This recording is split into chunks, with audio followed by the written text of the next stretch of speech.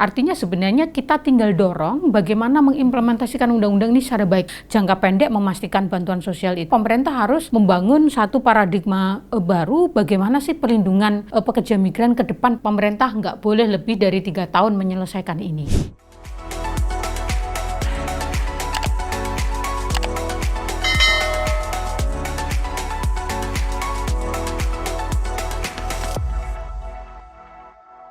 Nah, jadi Anies, kan cerita kamu tentang kisah suksesnya juga banyak sekali. Yeah. Jadi bagaimana agar kisah sukses inilah yang betul-betul kalau bahasa kamu tadi dikapitalisasi. Yeah. Kalau menurut saya ini dijadikan best practices gitu ya, yang disebarluaskan.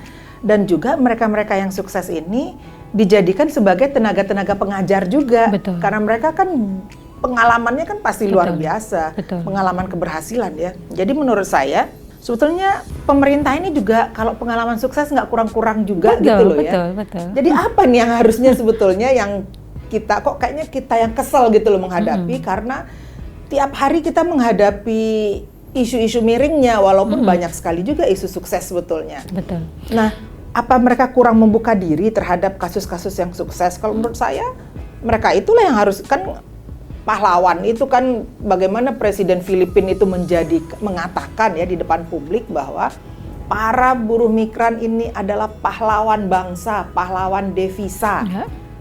Pada saat Indonesia krisis ekonomi, ini devisa kita tertolong, terbantu oleh buruh migran. Yeah.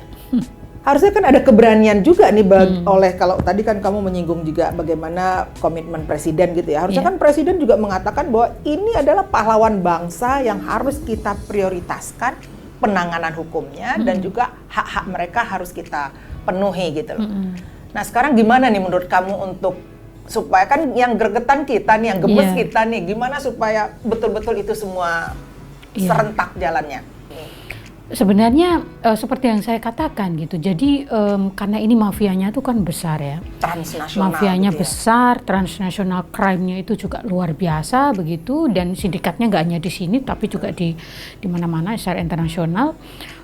Kita sudah punya regulasi yang baik. Kemarin Asosiasi Perusahaan Tenaga Kerja mencoba melakukan GR undang-undang itu ke MK dan Migrancare menjadi pihak terkait dan fight kita 1 tahun. Permohonan mereka tidak dikabulkan, artinya undang-undang ini tetap ada begitu. Artinya sebenarnya kita tinggal dorong bagaimana mengimplementasikan undang-undang ini secara baik, Mbak. Menurut saya Kemenaker ini juga menjadi salah satu ujung tombak. Karena begitu sistem pemberangkatannya itu direformasi, calon pekerja migrannya dididik secara komprehensif tentang hak, tentang skill, tentang bahasa, tentang mengadvokasi dirinya, itu selesai, maka kemudian saya kira 60% persoalan itu bisa dikurangi gitu. Karena apa yang terjadi di luar negeri itu kan selalu menjadi bagian dari karena mereka tidak siap berangkat gitu. Jadi itu satu menurut saya yang harus segera diprioritaskan. Ini saya kira mestinya pemerintah nggak boleh lebih dari 3 tahun menyelesaikan ini gitu. Yang kedua menurut saya adalah bagaimana literasi ekonomi juga harus didorong gitu. Jadi teman-teman yang sudah berhasil membangun literasi ekonomi yang maju itu jadikan model, kebijakannya didorong, aksesnya diperbanyak, kemudian orang ke luar negeri itu menjadi pilihan gitu, nggak karena terpaksa gitu, karena apa yang mereka dapat itu bisa dikelola di dalam negeri gitu, menjadi hal yang bisa memperbaiki kehidupan mereka gitu. Yang ketiga tentu soal penegakan hukum gitu. Jadi kalau masalah tentu tidak bisa hilang gitu. Tetapi kalau masalah-masalah itu bisa ditangani gitu, karena undang-undangnya itu sanksi pidananya juga sudah cukup kuat gitu. Orang yang menempatkan pekerja migran yang mengakibatkan pekerja migran tereksploitasi itu kena 10 tahun penjara dan denda yang besar gitu di Undang-Undang Perlindungan Pekerja Migran. Belum lagi nanti bisa junto Undang-Undang Trafficking gitu. Jadi sebenarnya kalau penegakan hukumnya jalan, saya kira nasib-nasib pekerja migran itu bisa bergeser pelan-pelan gitu. Meskipun hari ini saya melihat gitu ya, dibandingkan 25 tahun yang lalu itu situasinya jauh berbeda gitu. Tetapi kerentanannya ini kan masih besar sekali gitu, Mbak gitu. Jadi kalau undang-undangnya sudah baik, orang-orang dan implementasinya sekarang yang penting gitu Betul. ya, agar ada efek jera. Betul. Jadi dalam dalam mengimplementasikan kebijakan hukumnya itu bagaimana agar ada efek jera.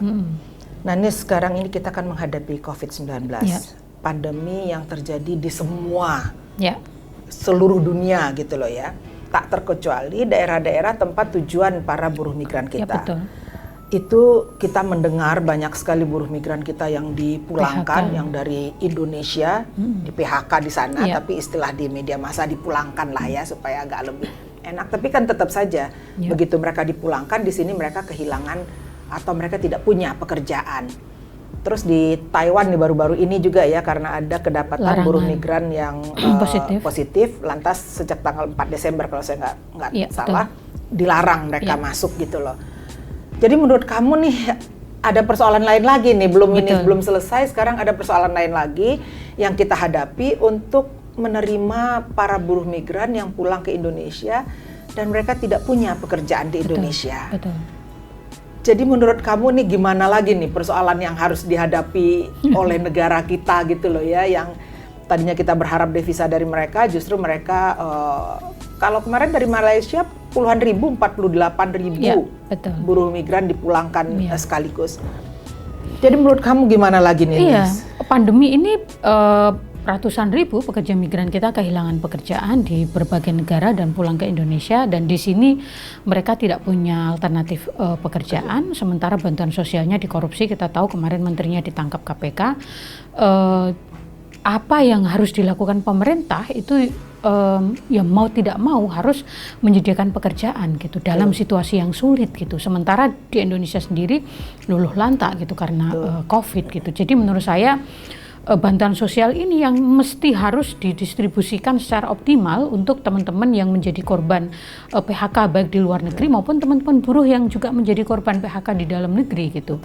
Meskipun ada korupsi, saya kira ya kewajibannya kan tidak gugur gitu, tidak boleh mengganggu gitu proses penegakan hukum terhadap salah satu pejabat, tidak boleh mengganggu apa yang menjadi hak masyarakat untuk mendapatkan itu gitu. Jadi yang jangka pendek memastikan bantuan sosial itu, Mbak. Yang kedua, saya kira pemerintah harus membangun satu paradigma baru bagaimana sih perlindungan pekerja migran ke depan pasca COVID gitu, karena saya yakin akan banjir orang ke luar negeri karena di dalam negeri makin sempit lapangan pekerjaan gitu. Belajar dari bencana-bencana yang terjadi di Indonesia sebelumnya, itu pasca bencana pasti akan meningkat gitu orang yang ke luar negeri gitu. Jadi bisa dibayangkan nanti pasca COVID ini orang akan makin banyak yang berangkat ke luar negeri, sementara di banyak negara itu sangat restriktif bagaimana menerima pekerja asing karena situasi COVID gitu. Jadi ini juga menjadi tantangan gitu. Meskipun pemerintah mulai memberlakukan kebijakan baru di era new normal ya, pemberangkatan ke 14 negara yang salah satunya Taiwan, dan ternyata juga Taiwan menutup begitu ya. Kemudian Malaysia juga masih menutup pintu, Australia gitu. Jadi menurut saya justru sekarang situasi sekarang itu dimanfaatkan untuk sekali lagi menyiapkan hal-hal yang itu menjadi mandat undang-undang untuk disiapkan oleh pemerintah gitu, sehingga pasca pandemi, pasca kita semua sudah berjalan normal, semua yang dibutuhkan oleh calon pekerja migran itu bisa dijalankan gitu. Jadi hikmahnya harus kita jadikan sebagai ini waktu yang tersedia untuk berbenah gitu ya. Betul. Membenahi diri dari melihat kembali undang-undangnya, menyiapkan implementasinya, dan juga BLK-BLK-nya. Karena Balai Latihan Kerja ini itu juga merupakan tempat yang sangat penting untuk betul-betul bagaimana menyiapkan para buruh migran. Betul. Jadi selain menangani COVID, saya kira mestinya Kementerian Ketenagakerjaan sekarang juga berfokus, dan BP2MI tentu saja itu mengambil langkah-langkah paling tidak 1-2 tahun maksimal, itu semuanya sudah bisa dioptimalisasi untuk dimanfaatkan teman-teman pekerja migran yang akan berangkat ke luar negeri. Apalagi kebijakan paling baru yang dimiliki pemerintah, Mbak, yang kebijakan yang dikeluarkan BP2MI itu kan zero cost. Orang yang keluar negeri sekarang tidak boleh dikenai biaya apapun. Itu hanya bisa terjadi kalau BLK-nya jalan. Kalau BLK-nya swasta ya orang masih dikenain biaya dong. Kalau layanannya belum berjalan, orang masih kena calo dong. Kalau layanan di desanya belum jalan, ya masih calo lagi dong gitu. Jadi ini prasyaratnya banyak sekali gitu. Jadi akan sia-sia kebijakan BP2MI free zero cost kalau kemudian institusi kelembagaan layanan yang mestinya disediakan itu tidak siap dan belum bisa dimanfaatkan gitu. Karena memang lilitan hutang sebelum berangkat ini yang juga membuat mereka harus kerja rodi di sana, itu bukan langsung untuk keuntungan bagi mereka, ya untuk membayari hutangnya ini tadi gitu ya. Ini hutang jangan-jangan bunga berbunga lagi gitu. Sangat. Nah, Nis, kayaknya kamu tuh udah cocok deh jadi birokrat nih. Kamu minat gak sih jadi birokrat, melihat pengetahuan, pengalaman, informasi yang kamu punya dan juga ya pengetahuan-pengetahuan yang kamu punya ini loh. Sebetulnya minat gak sih jadi birokrat? Enggak. Saya merasa itu bukan dunia saya gitu. Jadi bekerja secara independen di organisasi masyarakat sipil itu jauh lebih menurut saya jauh lebih visible gitu untuk memberikan kontribusi gitu. Misalnya ya apa yang dilakukan Migrancare dengan menginisiasi Desbumi kemudian direplikasi pemerintah, itu menurut saya capaian yang luar biasa. Desa Peduli Buruh Migran ya. Desa Peduli Buruh Migran. Itu luar biasa gitu. Apalagi itu juga dicatat sama PBB. Saya pernah diundang tahun 2018 kalau nggak salah ke New York untuk mempresentasikan tentang inisiatif itu yang kemudian masuk dalam report mereka bahwa ini harus menjadi hal yang dikembangkan oleh pemerintah gitu. Dan itu kan kemudian diakomodasi dalam undang-undang, pemerintah mereplikasi gitu. Jadi kerja-kerja yang gerakan itu menurut saya masih sangat kontributif gitu untuk mendorong perlindungan buruh migran ke depan gitu. Tapi kan kita butuh banget nih orang-orang seperti kamu di birokrat. Kalau nggak ada orang-orang seperti kamu di birokrasi, ya business as usual gitu loh kan. Terjadi lagi peristiwa-peristiwa seperti ini. Kalau kita lihat gitu ya, waktu termin pertama waktu ketika Bapak Jokowi pertama lah ya, era pertamanya, itu kan seperti yang Anies bilang tadi, itu kan nawacitanya banyak sekali tentang buruh migran. Teman-teman yang aktif di buruh migran banyak sekali juga memberikan kontribusi pemikiran gitu loh ya, bagaimana masuk dalam nawacita, dan juga isu-isunya pada waktu itu kental sekali. Nah sekarang ini kan saatnya kita menagih janji kan sebetulnya ini gitu loh. Kalau menurut saya waktu era pertama dulu itu kelihatan tuh gebrakan menterinya gitu ya, walaupun ada kendala mungkin, tapi paling nggak kita sebagai masyarakat awam mendengarlah seolah-olah atau memang betul menterinya bekerja pada waktu itu. Sekarang kok kurang kedengaran nih sih ya. Jadi apakah memang isu buruh migran nih sekarang yang sudah adem ayem, nggak ada lagi reak-reaknya di sana, semua sudah aman-aman, atau memang gebrakannya yang nggak ada sekarang ini? Menurut Anies gimana?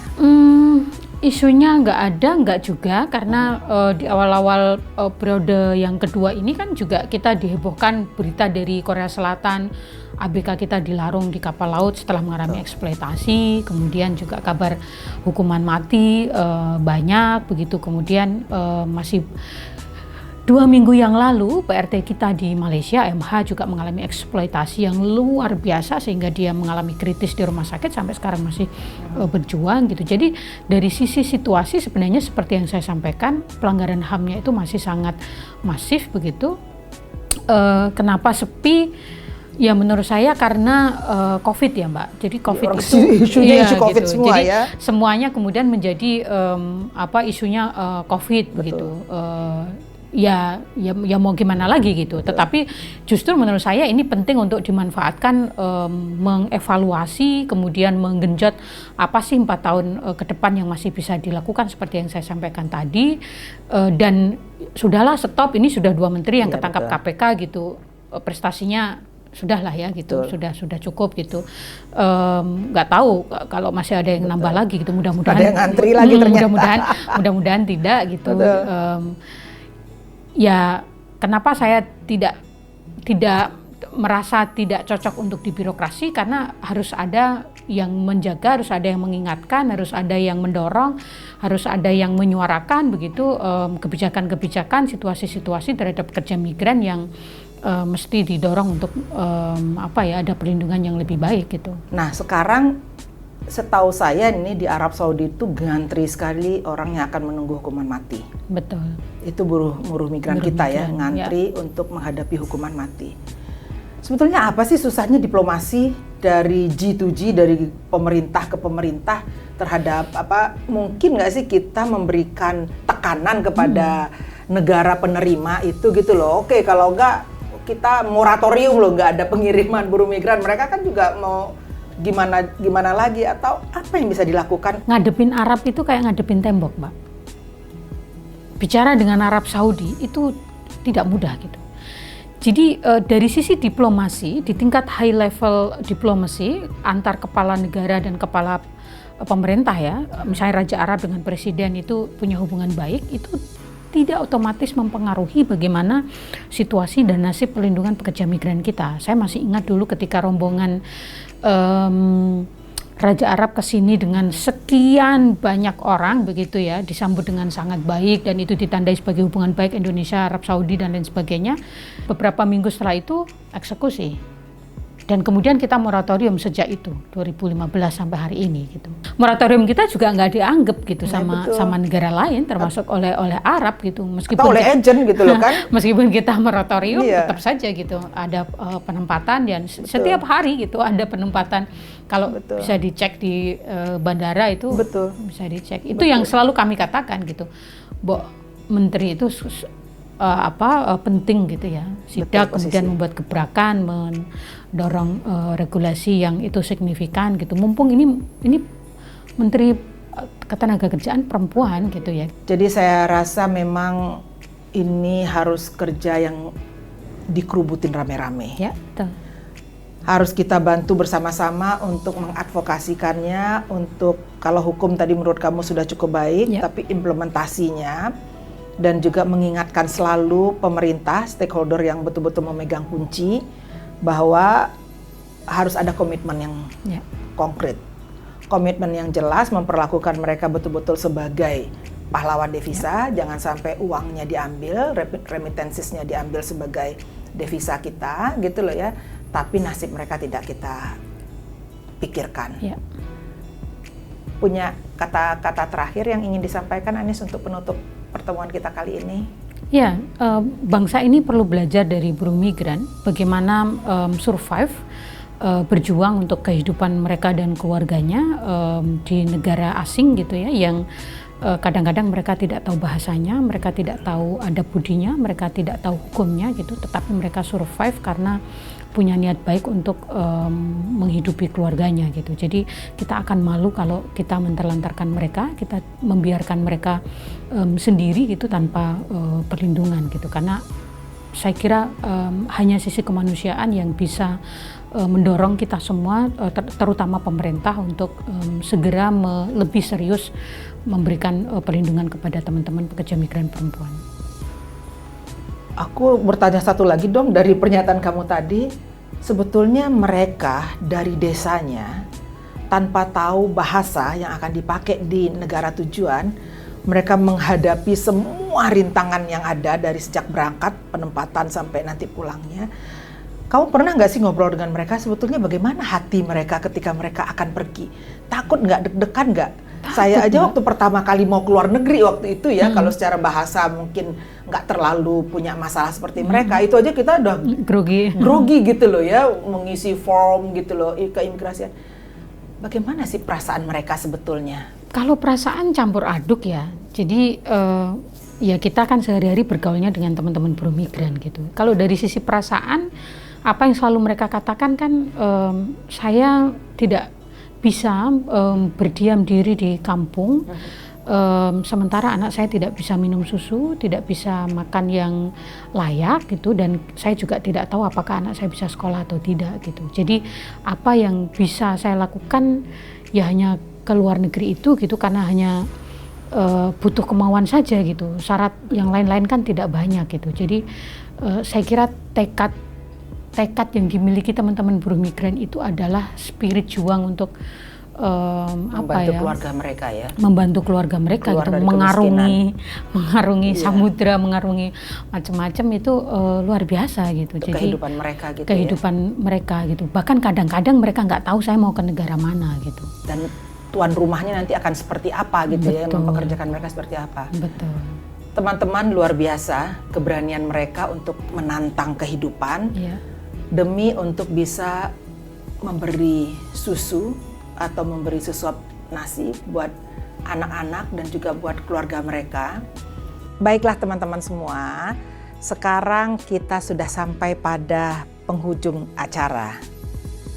Sehingga saya dengan Mbak Anis Hidayah sudah melakukan pembicaraan yang luar biasa karena pengalaman beliau, pengetahuan beliau yang hebat sekali, yang banyak sekali tentang buruh migran.